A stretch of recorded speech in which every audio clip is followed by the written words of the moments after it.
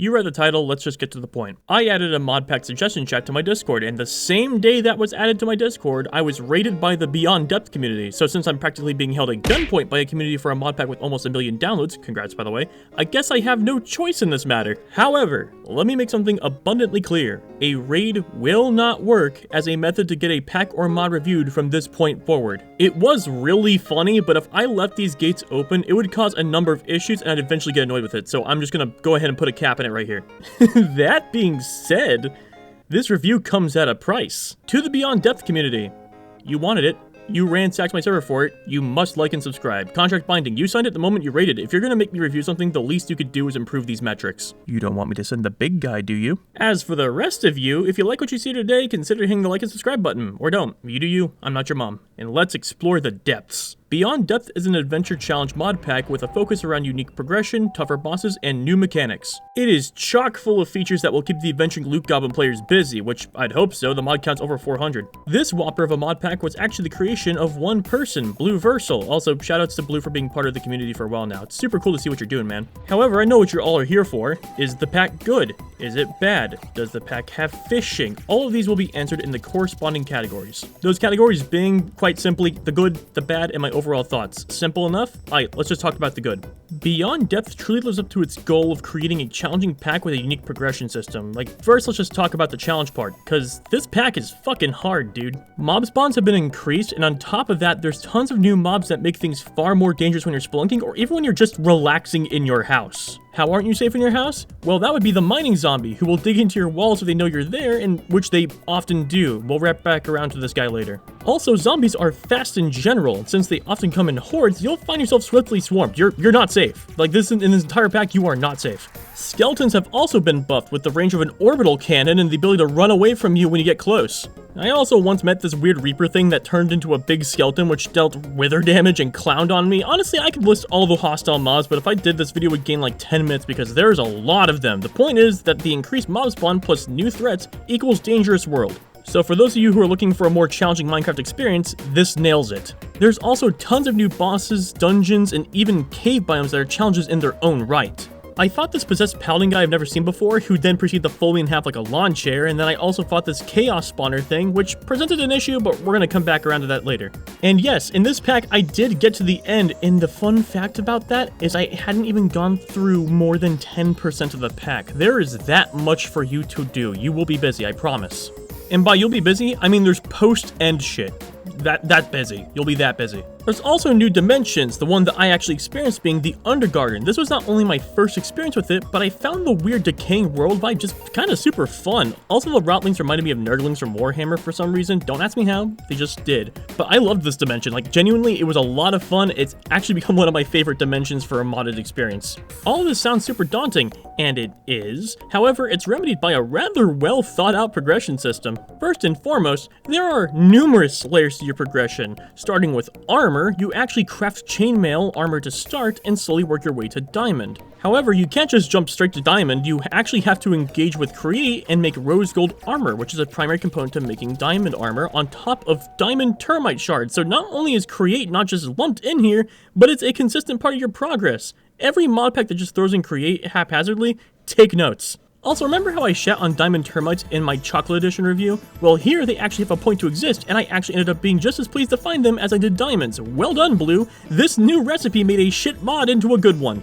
This may sound like it's just a more tedious recipe, but the reason diamond is like this is because it's the root armor piece to future upgrades like netherite, which in and of itself is the root armor piece of a handful of endgame armor sets. Getting the best armor is a journey, and I personally loved that. Enchanting was also given a progression system with the inclusion of not only new bookshelves, but also the Enchanting Infuser. The Enchanting Infuser is an upgrade from the OG table where you are allowed to handpick your enchantments, the drawback being that you can only add enchantments in their falling levels if you have enough bookshelf power to get them. Even though I'm personally more of a material-based upgrade guy, this mod is significantly better than the base game enchantment process, and I will welcome seeing it for the foreseeable future. I'm not done with the new progression, by the way. There's extra armor slots where you can equip relics. Relics being a mod I haven't seen before that gives you unique items with a leveling system where they level up from doing the thing the item actually benefits from. Like, I had this neat little fishing hat that would increase my gains while fishing. It was sick.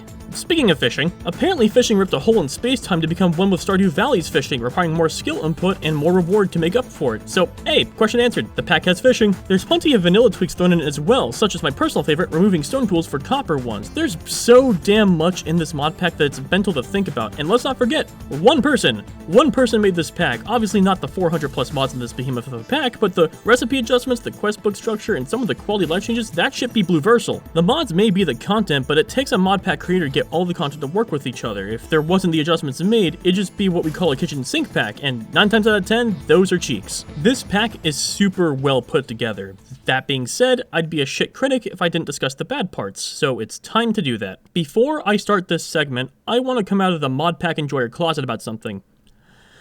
I don't like adventure packs. Adventuring just isn't my cup of tea, man. I get this sort of thing as like a lot of people's bread and butter, but it's not what I play Minecraft nor mod packs for. You know that relationship dynamic of the person who goes mining or adventuring for hours and the other person making cottagecore houses? I'm that latter part, but instead of cottagecore houses, it's a dwarf fortress that's polluting the local atmosphere with microplastics. And cottagecore houses because I thought it'd be fun. Point is, I'm more of a building and automation type of player. So, before we dive into the bad parts, understand that a good handful of these are going to be based purely on my own personal taste, and I beg of you not to break my shins over it. That fair?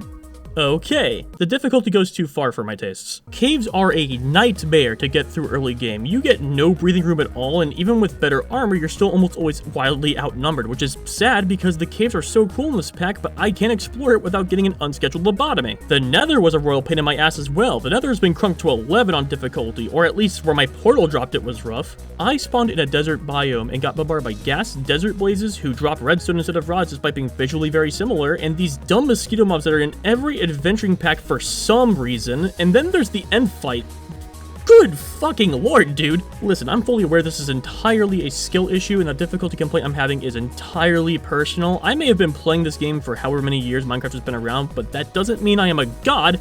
I'm a brainlet. I've only beaten the end 3 or 4 times in total over my entire Minecraft career, and no, one of them was not this fight. Like I said, I don't adventure, I build and automate. That's my jam. And the problem is the difficulty in this fight isn't even the dragon, it's actually because of the multiple different new mobs you have to put up with, all while learning the new dragon fight patterns and the regenerating crystals. There is a lot of shit you gotta micromanage and it's just not for me. Blue said this fight ended someone's hardcore run, and yeah, I can see why. Anyways, the funniest part of the difficulty is I'm not done. Let's wrap back around to the Nether, more specifically the picosecond you enter it. This particular gripe I think is less personal, but just bear with me. Once you enter the Nether, you are warned that mobs have been buffed in the overworld, so once you enter the Nether, you basically unwillingly sign a waiver. I'm not sure if the pack ever warns you about this detail, but I can confidently say my stupid ass sure didn't notice if there was a warning, so if I didn't notice, I'm gonna go into the assumption that there isn't one, and I'm gonna let the comments correct me later. Anyways, that's enough about the difficulty. Let's talk about some things I actually think are less of a just me problem. Let's talk about how combat works.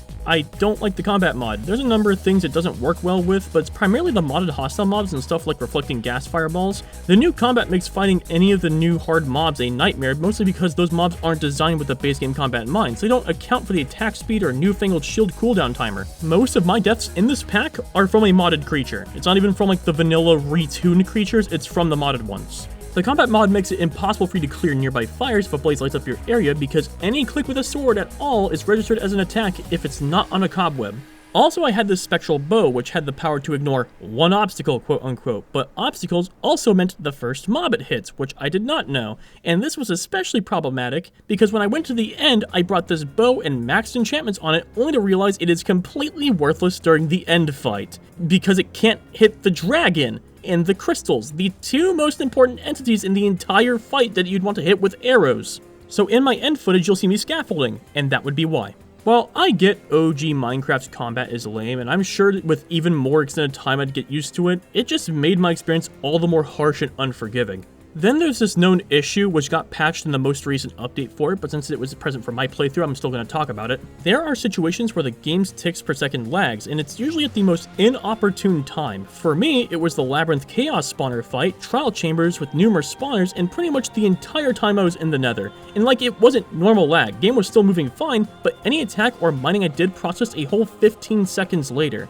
However, this issue is going to be patched as of the most recent version of Beyond Depth, so this issue is non-existent now, but I felt like I still wanted to complain about it because it was something I put up with for the entire time. Blue did instruct me to remove NIF spiders in Essential before this patch went out, and the moment I did, the ticks issue became less prevalent. The Nether still showed issues though, but I imagine that's due to mob density more than anything else. Also, a minor noteworthy thing is some of the generated structures just make this huge dirt flat platform that juts out of the terrain sometimes, as opposed to being more integrated with the world. Even the Possessed Paladin's entrance had this issue, and that entrance was molecular. There was no reason it needed like a mansion wide worth of dirt space. Now we're back to the personal reasons. Remember when I said I had issues with the mining zombies and the skeletons? Let's talk. First off, since y'all know that building is my jam, mining zombies are what I can only describe as an anti-fun addition for players like me. Its design is purely antagonistic to the building playstyle, and even though some people may enjoy it, it only made me want to drive my car straight through a morgue. It also doesn't help that zombies just inexplicably knew where I was in my home at all times, even if they never actually saw me. The amount of times my front door was swarmed by zombies that really should have no business being aggroed onto me was nuts. It happened whether I had windows or not. I eventually lit up my surroundings for a safer nighttime, but it was still ridiculous. Now, about skeletons. Running away from the player is objectively awful design, and you cannot convince me otherwise. Does it make sense in a world context for a ranger to stand there and get clubbed? No. On a game design stance, however, it's the only way to make fighting them before you have a bow even remotely fair,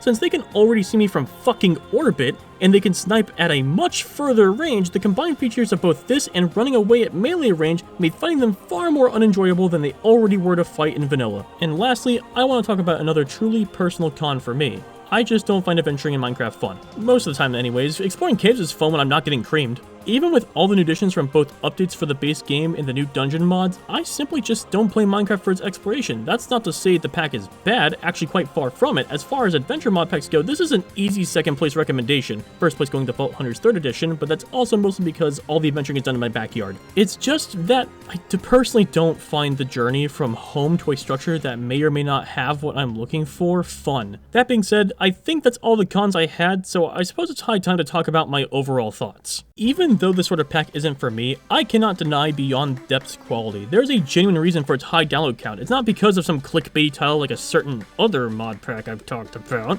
It's because it was genuinely designed to be a challenging and fun romp for adventuring players looking for more of a dungeon crawler type experience. Even I was having fun with it at points, especially when I was climbing through its fantastic progression systems. If you're the kind of person who likes being a loot goblin and likes a hardy challenge that scales with you as you play, this should be the first pack you try out in my opinion, like full stop. It's beyond solid. Go give it a whirl. That being said, that's all I've got for you today, so thank you so much for watching. The next mod pack winner was raspberry flavored, so I will be revisiting that one on the correct version this time. Stay tuned for that, and if you have a pack you'd like to see in the future, leave your suggestions in the comments down below. Until next time, this has been the Bottom Dweller. Wish granted.